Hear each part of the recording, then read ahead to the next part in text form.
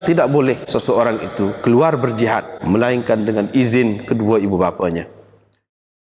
Dengan sanad yang Imam Bukhari meriwayatkan daripada Abdullah bin Amr, katanya ada seorang lelaki berkata kepada Nabi SAW, saya hendak berjihad. Nabi SAW bertanya, engkau ada dua ibu bapa? Orang itu menjawab, ya. Nabi SAW berkata, kalau begitu berjihadlah, bersungguh-sungguhlah engkau menjaga ataupun melayani kedua ibu bapamu. Berjihadlah engkau dalam melayani dua ibu bapamu. Bab tidak boleh berjuang, tidak boleh berjihad melainkan dengan izin dua ibu bapa. Ini bagi orang yang ada dua ibu bapa lah. Lepas tu dua ibu bapa dia ibu bapa Islam lah. Kalau dua ibu bapa dia tu hak kafir, dia tak pergi perang, tak kira hak tu. Ni dua ibu bapa hak Islam. Kemudian dalam keadaan perang tu tidaklah wajib aini, tidak wajib aini dalam keadaan tu. Tidak dalam keadaan hak dalam Quran kata infiru khifafan wa thiqalan wajahidu bi amwalikum wa anfusikum. Tidak sampai ke peringkat tu. Dalam keadaan belah mana-mana pun, tua muda, besar kecil, sakit kau ataupun tidak sakit, keluar belakang pergi perang. Tu dalam keadaan tu lain. Ni tidak keadaan tu. Dalam keadaan biasa masih ada pilihan, kalau nak pergi pun boleh, tak pergi pun tak apa, orang lain boleh ganti lagi. Dalam keadaan tu tidak boleh berjihad melainkan dengan izin dua ibu bapa. Jadi kalau dua ibu bapa ada, kena tanya dia dulu. Sebab apa? Dengan izin pergi perang ni boleh jadi mati. Kena tanya dulu dia, minta izin dengan dua ibu bapa, kena royak ke dia. Sebab kehidupan kita ni pun menyabit dengan dia juga, ada kita ni nyabit dengan dia juga. Kita nak mati pun biar ada kena mengena dengan dia juga, biar dengan pengetahuan dia, biar dengan izin dia, sukarela dia, suka hati dia. Gitu. Ini kok mana-mana pun bab ini menunjukkan betapa besarnya kedudukan ibu bapa tu. Sehingga nak pergi perang jihad ni, hak paling Allah SWT suka tadi dia sebut nombor 3. Lagu tu pun tak boleh, kena minta izin dengan dua ibu bapa.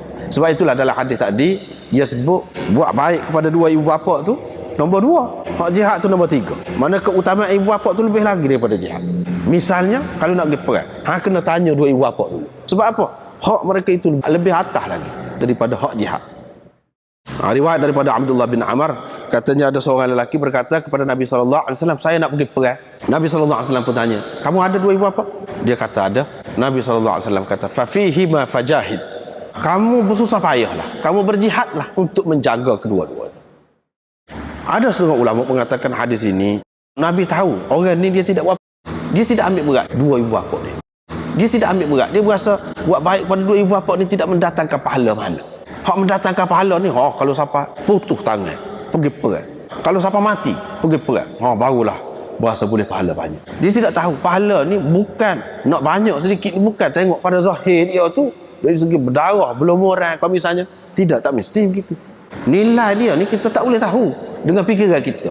Hak ni pasal nak beri pahala ni Allah SWT kita boleh tahu melalui Quran ataupun hadis. Maka Nabi SAW nak ajar kepada dia, kamu kena berjihad pada dua ibu bapa kamu. Yang ni berjihad tu maknanya bertungkus lumus, bersusah payah, menghabiskan tenaga untuk kebaikan dua ibu bapa kamu. Hak tu lebih baik bagi kamu sekarang, sebab kamu tak buat lagi hak tu. Ada ulama yang mengatakan berkenaan dengan orang tu, orang yang khusus, orang yang lagu tu, setiap orang yang lagu tu lebih baiklah kepada dia tu buat ni. Setengah ulama pula kata tidak khusus.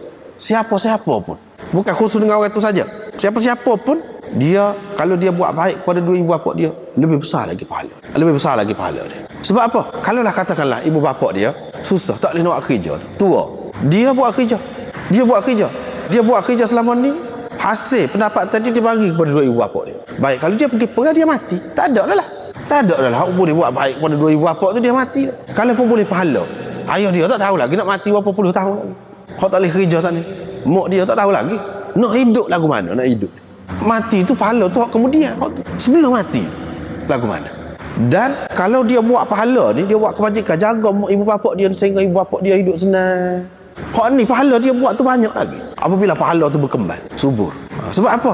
Dia bukan buat atas dia seorang, ibu bapa dia serupa dengan 2-3 orang pergi kerja, serupa dengan ibu bapa dia buat kerja. Kalau katakanlah ibu bapa dia boleh buat kerja, dia boleh bagi derma, dia boleh bagi buat kebajikan, ni kerana dia seorang, ibu bapa dia boleh hidup dengan baik. Maknanya pahala tu, punca pahala tu banyak lebih luas lagi berbanding dia pergi perang. Ni dalam keadaan-keadaan yang tertentu lah, seperti yang anda sebut tadi.